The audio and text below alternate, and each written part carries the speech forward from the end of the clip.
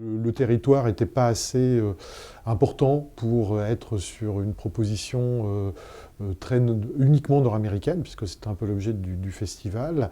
Donc en ouvrant à d'autres territoires de la francophonie, ben, on trouve des publics qui sont intéressés plutôt par l'Afrique, d'autres à vouloir découvrir.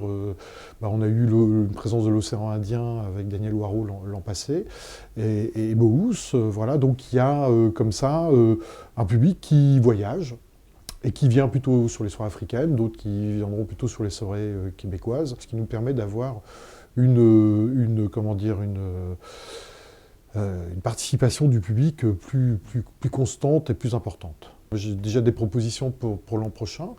Alors, pour l'Afrique, on parle de Vieux Farcatouré, par exemple. On a une option aussi avec Zachary Richard, donc les soirées commencent à se construire.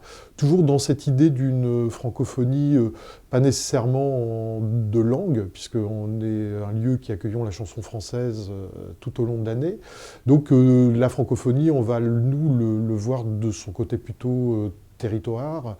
Donc il y a des endroits qui sont même la France d'outre-mer où on parle en créole et on chante en créole. Donc ça a sa place dans ce festival.